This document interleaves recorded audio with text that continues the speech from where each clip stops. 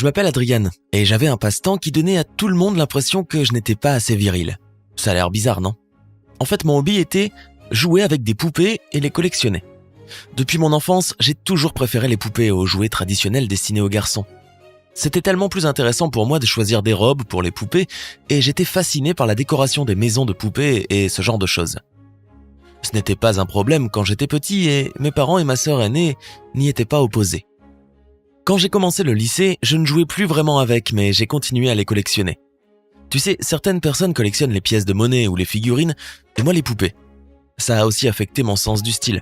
Je préférais les tenues et les coiffures extravagantes. Mais la plupart du temps, je cachais mes passions à tout le monde, sauf à mes amis les plus proches. Quand j'ai commencé le lycée, mon secret s'est révélé de la façon la plus gênante possible. Les amis de ma sœur sont venus la voir un jour et ont accidentellement aperçu ma chambre pleine de poupées. Une d'entre elles a fait une photo et ensuite l'a montrée aux autres.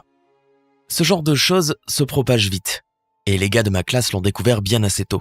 Ils ont commencé à se moquer de moi. Certains ne faisaient que des blagues relativement innocentes, mais un petit groupe de 4 gars a commencé à se moquer de moi tous les jours à ce sujet. Ils disaient que j'étais une fille et ils plaisantaient en disant que je portais probablement des robes en cachette. C'était supportable au début, mais les choses s'aggravaient de jour en jour, parce qu'ils le racontaient à tout le monde. Très vite, toute l'école a su pour mon hobby secret. Mon surnom est devenu Adriana, et ils essayaient de me ridiculiser à chaque fois qu'ils en avaient l'occasion. Presque chaque fois que je tentais de dire quelque chose, ils m'imitaient avec une voix de fille. Ça a duré plusieurs mois et je ne voulais plus aller à l'école à cause de ça. Ma sœur était vraiment désolée et elle a cessé d'être amie avec la fille qui avait pris la photo.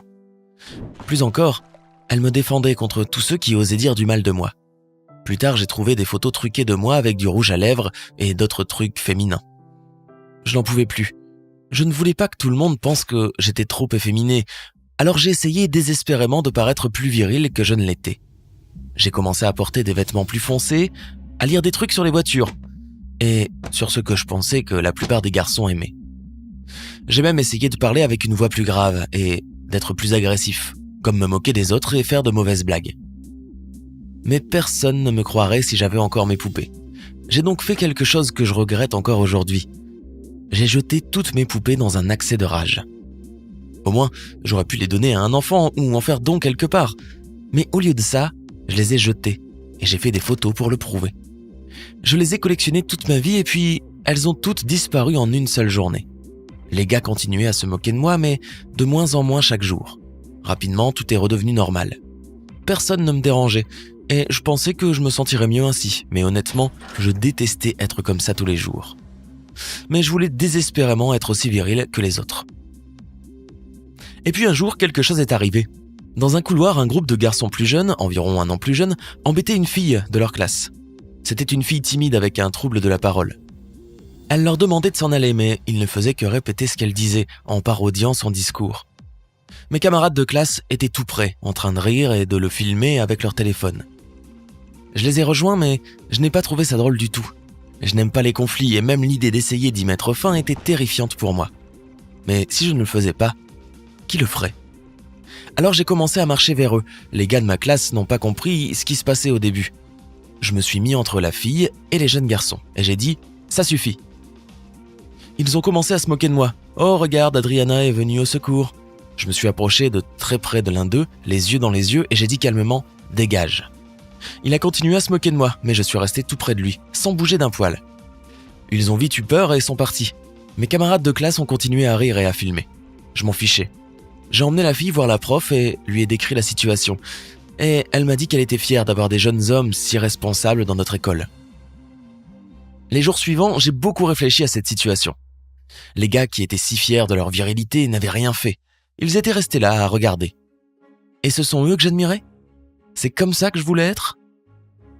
Alors je me suis dit, trop c'est trop. Peu de temps après, je me suis acheté de nouveaux vêtements, comme je les ai toujours aimés, extravagants et colorés, et j'ai changé ma coupe de cheveux.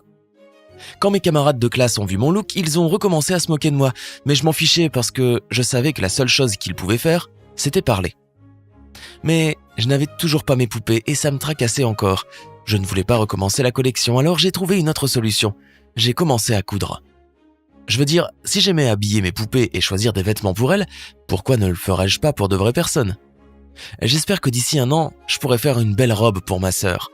Car même si c'est en partie sa faute si mon secret a été révélé, elle m'a toujours soutenu et n'a plus été amie avec celle qui m'avait fait ça. Être viril ou efféminé ne dépend pas de ta façon de t'habiller ou de ce que tu aimes, mais du genre de personne que tu es. Ma sœur est plus courageuse que tous mes camarades de classe. C'en est une belle preuve. Et toi, quel est ton hobby ? Raconte-moi dans les commentaires, même si c'est bizarre. Et n'oublie pas de t'abonner.